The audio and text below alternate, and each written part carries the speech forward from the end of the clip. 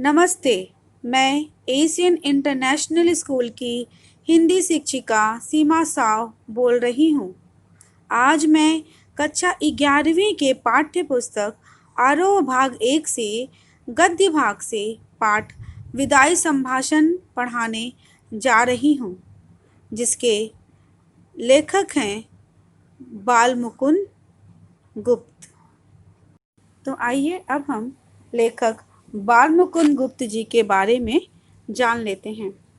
इनका जन्म सन 1865 ग्राम गुड़ियानी, जिला रोहतक, हरियाणा में हुआ था। प्रमुख संपादक किसके हैं? अखबार ए चुनार, हिंदुस्तान, हिंदी, बंगवासी, भारत मित्र आदि। इनकी प्रमुख रचनाएं हैं शिव शंभू के चिट्ठे, चिट्ठे और खत, खेल तमाशा। और इनकी मृत्यु सन 1907 में हो गई। तो गुप्त जी की आरंभिक शिक्षा उर्दू में हुई। बाद में उन्होंने हिंदी सीखी। विधिवत शिक्षा मिडिल तक प्राप्त की, मगर स्वाध्याय से काफी ज्ञान अर्जित किया।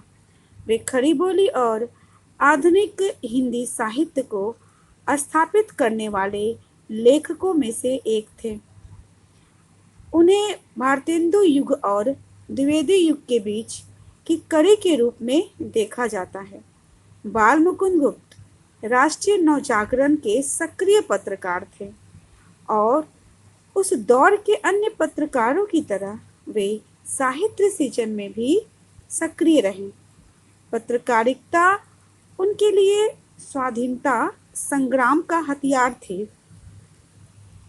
यही कारण है कि उनके लेखन में निर्भीकता पूरी तरह मौजूद है। साथ ही उसमें व्यंग विनोद का भी फूट दिखाई पड़ता है।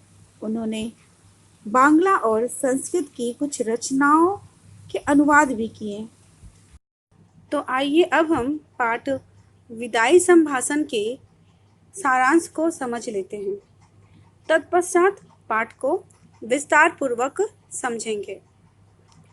तो विदाई संभाषण उनकी सर्वाधिक चर्चित व्यंग कृति शिव शंभू के चिट्ठे का एक अंश है। यह पाठ वायसराय कर्जन, जो 1899 से 1904 एवं 1904 से 1905 तक 2 बार वायसराय रहे, के शासन में भारतीयों की स्थिति का खुलासा करता है। कहने को उनके शासनकाल में विकास के बहुत सारे कार्य हुए, नए नए आयोग बनाए गए, किंतु उन सबका उद्देश्य शासन में गोरों का वर्चस्व स्थापित करना एवं साथ ही इस देश के संसाधनों का अंग्रेजों के हित में सर्वोत्तम उपयोग करना था। हर स्तर पर कर्जन ने अंग्रेजों का वर्चस्व स्थापित करने की कोशिश की है। वे सरकारी निरंकुशता के पक्षधर थे, लिहाजा प्रेस की स्वतंत्रता तक पर उन्होंने प्रतिबंध लगा दिया था। अंततः कौंसिल में मनपसंद अंग्रेज सदस्य नियुक्त करवाने के मुद्दे पर उन्हें देश विदेश दोनों जगहों पर नीचा देखना पड़ा। क्षुब्ध होकर उन्होंने इस्तीफा दे दिया और वापस इंग्लैंड चले गए। पाठ में भारतीयों की बेबसी, दुख एवं लाचारी को व्यंग्यात्मक ढंग से लॉर्ड कर्जन की लाचारी से जोड़ने की कोशिश की गई है। साथ ही यह दिखाने की कोशिश की गई है कि शासन के आतताई रूप से हर किसी को कष्ट होता है, चाहे वो सामान्य जनता हो या फिर लॉर्ड कर्जन जैसा वायसराय। यह उस समय लिखा गया गद्य का नमूना है जब प्रेस पर पाबंदी का दौर चल रहा था। ऐसी स्थिति में विनोद प्रियता, चुलबुलापन, संजीदगी, नवीन भाषा प्रयोग एवं रवानगी के साथ ही यह एक साहसिक गद्य का नमूना बना रहा। तो इस प्रकार सारांश पूरे हो रहे हैं। तो आइए अब हम पाठ को विस्तार पूर्वक समझते हैं। इसमें ब्रिटिश वायसराय लॉर्ड कर्जन की इंग्लैंड वापसी पर व्यंग किया गया है। उन्हें भारत विरोधी कार्य करने के लिए लज्जित किया गया है। तो पाठ की शुरुआत ही विदाई समारोह से है। लेखक बताते हैं कि विदाई का करुणापूर्ण क्षण कैसा होता है। तो लेखक लॉर्ड कर्जन को संबोधित करते हुए कहते हैं कि आप अर्थात लॉर्ड कर्जन भारत में अस्थायी रूप से वायसराय बने रहना चाहते थे, परंतु आपके शासन का भी अंत हो गया। इससे स्पष्ट है कि ईश्वर इच्छा आपसे बड़ी नहीं है। आपके दोबारा भारत आने पर भारतवासी प्रसन्न नहीं थे। वे हमेशा आपके जाने की प्रतीक्षा किया करते थे, परंतु आज आपके जाने पर मन में करुणा जाग रही है। सचमुच विदाई का समय करुणा उत्पन्न करने वाला होता है। भारत में तो पशु पक्षी तक विदाई का दर्द महसूस करते हैं। लेखक बता रहे हैं उन्हें। अब उन्हें एक उदाहरण समझा रहे हैं कि शिव शंभु के पास 2 गायें थीं। दोनों आपस में लड़ती रहती थीं, किंतु जब बलशाली गाय वहां से विदा हुई तो कमजोर गाय उसके बिछड़ने पर बिना चारा खाए खड़ी रही। तो कह रहे हैं कि जहाँ पशु ऐसे हैं तो वहाँ के मनुष्य विदाई का कितना दुख मानते होंगे।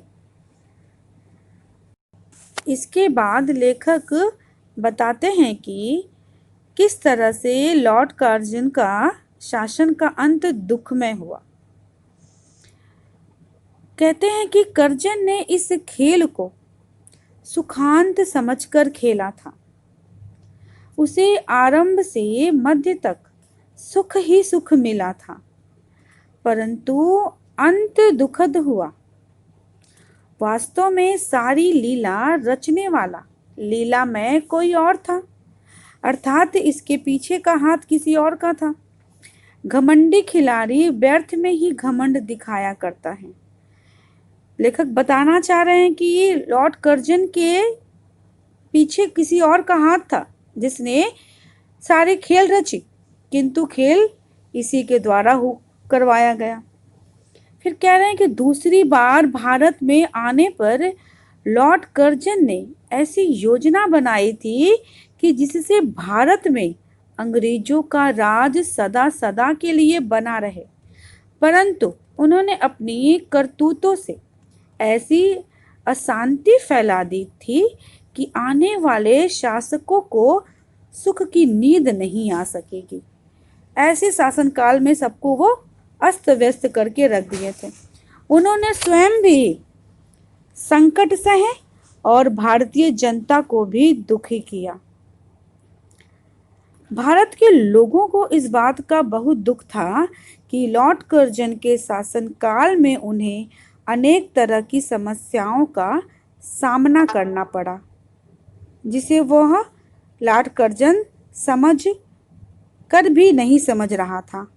भारतीयों को कितना कष्टों का सामना उठाना पड़ा, ये लेखक बता रहे हैं। अब लेखक बताते हैं कि किस तरह लॉर्ड कर्जन की शान बान भारत में बनी रही। भारत में लॉर्ड कर्जन की शान सबसे ऊपर थी, परंतु दिल्ली दरबार में ईश्वर तथा महाराज एडवर्ड को उस समय ईश्वर कहा जाता था। कह रहे हैं एडवर्ड, जो चित्र आप देख रहे हैं वो महाराज एडवर्ड की है। तो एडवर्ड के बाद उनका सर्वोच्च स्थान था। उनका किनका? लॉर्ड कर्जन का। यहाँ तक कि उनकी कुर्सी जो थी वह भी सोने की थी और जुलूस में उनका हाथी सबसे ऊंचा और आगे रहता था। परंतु इतनी शान के बावजूद उन्हें ब्रिटेन के एक जंगी लॉर्ड के सामने नीचा देखना पड़ा, क्योंकि कर्जन ने काउंसिल में गैर कानूनी कानून पास करने तथा कन्वोकेशन में अनुचित भाषण देकर अपनी धीरता गंभीरता का दिवाला निकाला था। गैर कानूनी काम किए थे भारत में आकर। फिर बता रहे हैं लेखक कि ये सब करके वो भारत में तो असंतोषजनक वातावरण तैयार कर दिए थे। भारत के लोग बहुत दुखी थे, बहुत परेशान थे। इसके बाद उधर विलायत में भी उन्होंने इस्तीफा देने की धमकी दे डाली, जिसे स्वीकार कर लिया गया। लेखक कहते हैं कि भारत में उनके इशारों पर ही हकीमों को नाचना पड़ता था। उन्हीं के इशारों पर देश की शिक्षा और स्वाधीनता नष्ट हो गई। उन्होंने ही क्या किया था, बंग देशों के विभाजन की योजना बनाई थी, अर्थात बंगाल को विभाजित किया था। परंतु उनके अपने ही देश में एक फौजी अफसर उनके कहने पर नियुक्त न हो सका। ये स्थिति थी उनकी। फिर क्या हुआ, परिणाम स्वरूप उन्हें पद से इस्तीफा देना पड़ा ही। लेखक लिखते हैं कि भारतवासी लॉर्ड कर्जन की यह पतित दशा देखकर अत्यंत दुखी हैं। अब उनका जाना तय है, अतः वे इस अवधि को कैसे काट रहे होंगे ये वे ही जानते होंगे। तो लॉर्ड कर्जन ने न केवल भारत बल्कि विदेश में भी अपने वर्चस्व को बनाए न रखा। आगे लेखक लॉर्ड कर्जन की निर्मम शासन व्यवस्था की याद दिलाते हुए कहते हैं कि उन्होंने मनमाने पूर्ण शासन की तथा कर्जन ने यहाँ मनमाना शासन भी चलाया। उसने आंख मूंद कर और कान बंद करके शासन किया। कोई भी काम प्रजा की इच्छानुसार नहीं किया। लेखक फिर उदाहरण देकर समझाते हैं कि कैसर और जार भी घेरने घोटने पर प्रजा की बात सुन लेते हैं। अर्थात कह रहे हैं कि कितना भी कमजोर राजा क्यों ना हो, कहने पर प्रजा की सुन लेता है। फिर बता रहे हैं, उदाहरण दे रहे हैं कि नादिर शाह ने भी आसिफ जाह के, इसके पहले जो थे वो नादिर शाह थे, ये हैं आसिफ जाह के तलवार गले में लटकाने पर उसी वक्त कत्लेआम रोक दिया था। मतलब ये लोग भी इस तरह के दंगे फसाद होने से पहले कुछ करते थे, अपना कुछ अनुमान और उपदेश दिया करते थे जिससे रुक जाए। परंतु लॉर्ड कर्जन में इतनी भी बात नहीं थी कि वो भारत की 8 करोड़ प्रजा की फरियाद पर बंगाल का विभाजन रोक दे। किंतु लॉर्ड कर्जन इतना भी नहीं कर पाए कि वो बंगाल का विभाजन रोक सके। यद्यपि अब उनका भारत से जाना निश्चित हो चुका था, तो भी वे जाते जाते बंग भंग की जिद पूरी करना चाहते थे। अर्थात उन्हें जिद हो गया और वो बंगाल विभाजन करने के लिए डट गए। तो इसके बाद भला भारत की जनता कहाँ जाकर अपना दुखड़ा रोए, क्योंकि राजा तो वही थे और उन्होंने भारतीय प्रजा की कोई भी दुख को न सुना और न उसे सुधारने का प्रयास किया। यहाँ तक कि वो यहाँ की अर्थव्यवस्था सब कुछ को नष्ट कर दिए थे। आगे लेखक लिखते हैं कि जब भारत की जनता उनसे रुष्ट हो गई और लॉर्ड कर्जन ने बंगाल विभाजन की जिद कर ली, तो भारत के लोग भी जैसे को तैसा करना जानते हैं। लेखक लिखते हैं कि भारत की प्रजा ने लॉर्ड कर्जन की मनमानी का कुफल यही देख लिया। उनकी जिस जिद ने भारतवासियों को दुखी किया, उसी जिद ने स्वयं कर्जन को भी शिकार बनाया, अर्थात भारतीय भी वही किए जैसे कर्जन उनके साथ किया दुर्व्यवहार। भारत की जनता भगवान पर असीम विश्वास रखती है। वह दुख के दिन जैसे तैसे बिता लेगी, परंतु उसे इस बात का दुख है कि लॉर्ड कर्जन ने देश की प्रजा की श्रद्धा न जीत सके, अर्थात देश की प्रजा को वो जीत नहीं सके। इसलिए लेखक बता रहे हैं कि लॉर्ड कर्जन को इतनी सी बात समझ में नहीं आई कि भारतीय जनता वास्तव में बहुत भोली होती है। उसके मन को जितना आसान होता है, उसकी श्रद्धा को पाना सरल होता है, लेकिन जब राजा उसके विरुद्ध में खड़ा हो जाता है तो भारतीय जनता यह बर्दाश्त नहीं कर पाती। अतः कर्जन की इतनी सी बात समझ में नहीं आई। आगे लेखक लिखते हैं कि किस तरह से लॉर्ड कर्जन ने भारतीय जनता को अनपढ़ कहा। उन्हें आज तक वो नर सुल्तान का प्रसंग याद है। तो लेखक लिखते हैं कि नर सुल्तान का प्रसंग में कि लॉर्ड कर्जन कभी कभी इस देश की अनपढ़ जनता का नाम अपने मुंह पर लाया करते थे। वही अनपढ़ प्रजा नर सुल्तान नाम के एक राजकुमार की महिमा का गीत गाती है। उस राजकुमार ने अपनी विपत्ति के दिन क्या किया था? एक नरवगढ़ नाम के राज्य में काटे थे। जब वो विपत्ति में थे राजकुमार नर सुल्तान, तो वो नरवगढ़ में अपना समय बिताए थे एक रात। तो वहां उसने चौकीदार से लेकर ऊंचे पद तक अनेक कार्य किए थे।